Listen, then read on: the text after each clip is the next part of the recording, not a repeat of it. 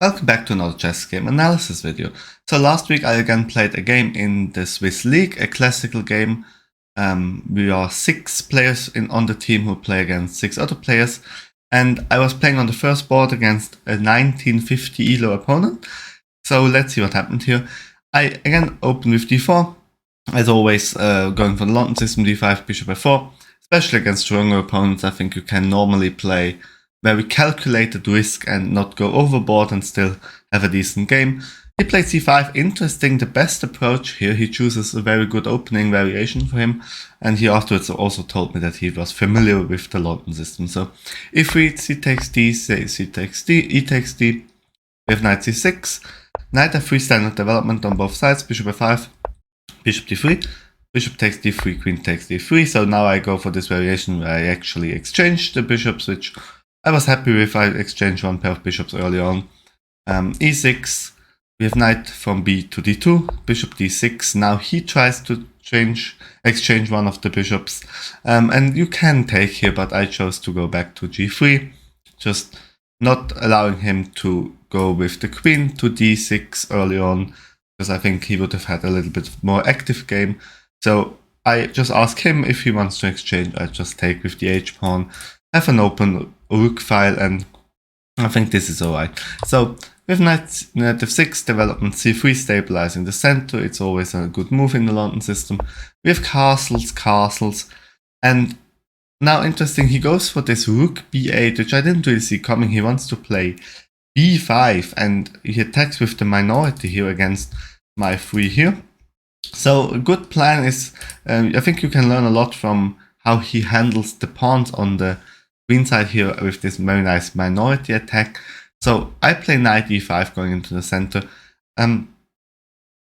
Now knight takes e5 is obviously a blunder because d takes e5, so basically my knight can't be touched for now. He plays this interesting knight h5 move, which I didn't really see coming, which allows me to take here, which I didn't do. Would have been better. Knight takes c6, very forced. B takes, bishop takes, queen takes, and knight b3. Now he has a backward c-pawn, which is quite nasty, and the pawn structure is a little bit worse. The knight also not so well placed here. You could have gone for this. I also calculated this, but I'm not so sure what I didn't like here, honestly. I didn't have the best day here. I played knight df3. It's also a good move. It stabilizes the knight even more, but now gives the opportunity for him to take the bishop if he wants to, and he does so here with knight takes g3. I played f takes g3, which is already the first inaccuracy of the game. I think h takes g3 is much more logical, and I'm not so sure why I didn't play this. Knight still in the center, very stable. I think this is an equal position, not better for white, but also not worse. I decided I wanted to go, probably I wanted to open the f file. This was my idea, and maybe there are some ideas at some point. The rook is a little bit more active, but it allows something that I didn't really calculate correctly. Now he can take here, knight takes e5, d takes, and now my pawn structure is a little bit ruined with this very weak e-pawn, which gives a little bit of space advantage. So it's not that bad, but also this diagonal has been weakened, so I need to be very careful. This is still in drawing range, but I think taking with the h-pawn here would have been much better, and in retrospect, normally you should capture towards the center and don't let your opponent do in the pawn structure. I exchanged one piece at least. I was happy with this. Bishop e7. So here you need to be careful if you take with the knight to hold a knight in the center, which you wanted to do the whole game actually. Bishop takes e5, d takes e5, and now queen b6 check. The diagonal has been weakened, and one of the pawns at least is gonna fall, if not more. So this would have been even worse. So I took with the d pawn and holding one knight here on the board and trying to play with the knight against the bishop here. Bishop e7 back, and now the threat again is this queen maneuver, picking up one of my pawns. So I played king h1, just putting the king out of all these checks, which is good. Queen c7, development connects the rooks. Rook a d1. So here's the first time where I should have played h4, just giving my king breathing room because it was still in the corner. I played rook a d1, just centralizing the rook is not that terrible. b5, and now you see what he's doing with the pawn. Now he starts advancing them. He has prepared that a long time ago with this rook move here. Knight d4, not the best move, at least now you have to play a3. It looks a little bit ugly, but it stops the pawn at least. This is a little bit better for black, but you can still somehow try to hold this position with white and don't let the minority attack go through. But I played knight d4, centralizing the knight. I wanted to force things, but now he has b4. He just advances, c takes and rook takes, and now he has a very active rook. b3, it's okay. I just tried to like hold everything together. It somehow works until now.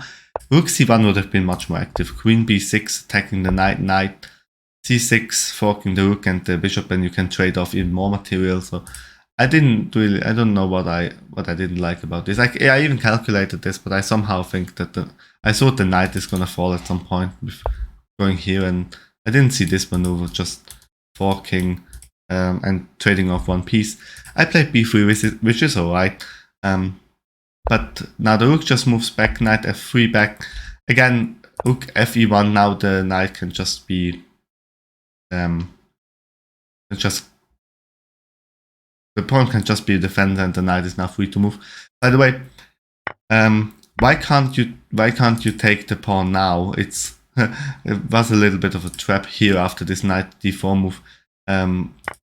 Queen takes e5, knight c6, and there is a very nasty fork on 3 opposing pieces. So this is why up until this point you couldn't actually take the pawn. Even now, if you take, then just fork.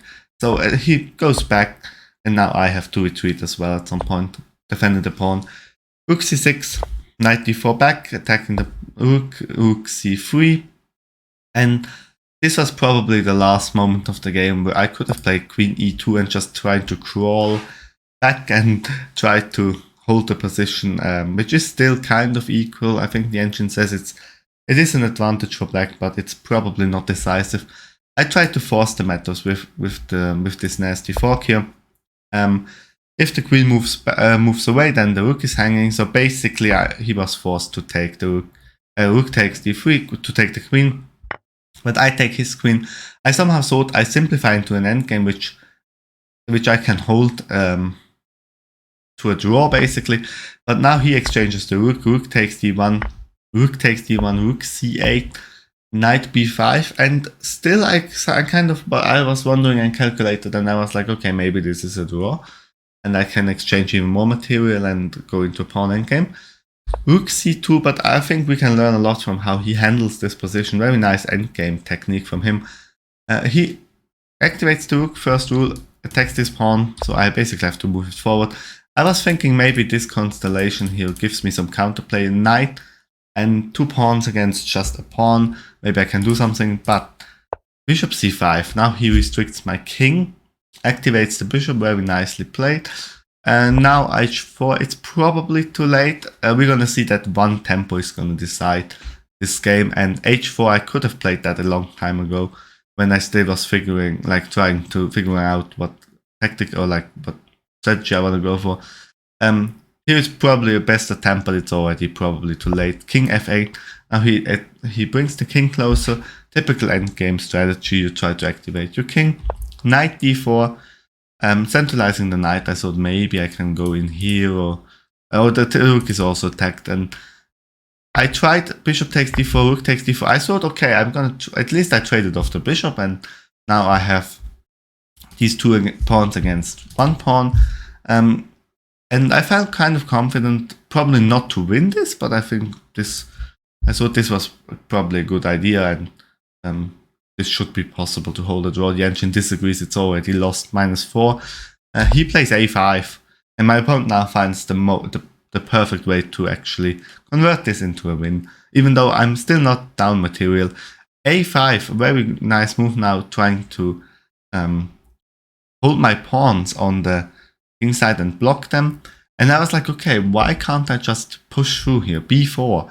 And actually, I played this, and now he finds probably the only move that very much safely wins the game, I think. Rook c4, a move I completely disregarded. I didn't see this at all. I was like, okay, if he approaches with the king, then I take the pawn, or I could even advance the pawn. I get some counterplay on the queen side. If he plays something like goes behind the pawn, then I take, or I can even advance maybe. Taking is probably better, but enough to, if he takes here after before, if he takes, I take, and I get some counterplay. I have a pass pawn of my own, which I wasn't sure if this is actually winning for black. I think it is now with engine evaluation, but I was like, okay, this is probably the most resilient defense after what he can do after b4, trying to trade off the pawn here on the king side. But he plays rook c4, very nice move. And what is the problem actually? I first of all calculated what happens if I take the rook. Then d takes, and now if you advance the pawn, and this is why I said one tempo is going to win the game, c3, b6, c2, b7, c1 with check, because the king is still in the corner. And after you move the king, then just queen b1 stops the pawn. Another variation after rook takes would have been c takes, and then let's say we take the a pawn, then the pawn is just going to walk through again, queen, and then stop my pawn. So this is why the one tempo is very important. So basically after rook takes c3, or rather after rook c4, I realized that this game is probably lost. And I played a couple more moves, rook d1. The problem is even if you just move the rook and try not to trade it, then you give him the opportunity to trade, and then we just have takes, and the same problem with the back rank, king still on the back rank, and then the queen stops the pawn. So there is really nothing you can do here. I decided to play rook d1 and not trading the rooks, making it a little bit more complicated. But now this wins a pawn. Now he's up one pawn, which I thought, okay, it's probably a very bad position. This pawn is weak. The pawn structure, this is also attacked. Maybe I play a couple more moves. Rook c1, going on the open file, maybe cause some trouble. It just plays g6, leaving room for the king, so the king can always hide here. Very nicely played. King g1 activating the king, but this just loses another pawn. Rook takes a2, now he's up 2 pawns. Rook f2, rook e4 attacks the pawn. Rook a1, and I thought, okay, maybe if he takes this pawn, then we get, and I take the a pawn, and maybe we get a 5 versus 3 pawn game, which is still very much lost. But he didn't even give up the pawn. He played a4, and he just stabilized the position. At some point, he's gonna bring his king closer and win the game here in the end game. So I decided in this position it was time to resign the game, and this was my first loss in the Swiss League. I played 6 classical games, 4 wins, 1 draw and 1 loss. And with 7 classical games, I'm gonna get my elo, and I'm probably gonna be around 1700, 1750 maybe. My 1950 opponent very nicely played this game and deserved the win. I think a very smooth game, transitioning very slight advantages over and over into the end game. And I was always thinking, okay, maybe if I trade off more material, I can reach a draw quite easily, or I get closer to my draw, but that didn't work out. It wasn't the best of my games. I think a clear mistake was this position where he took the bishop and I took with the f pawn. From here on, the small inaccuracies then it went down the drain with like rook a d1 move, and then shuffling the knight back and forth here with too many knight moves back and forth. I think that was probably one of the problems. And then in the end, this maneuver, knight b5, a move that I liked so much, simplifying even more and trading off the queens, was actually my downfall in the end. So I hope you enjoyed watching me lose one game and you learned something. Check out my Twitch where I stream Mechabellum, Rocket League and chess a couple of times a week. Check out my Instagram, suggest videos that you want to see in the comments below, and leave a feedback. Thanks for watching and see you in the next video.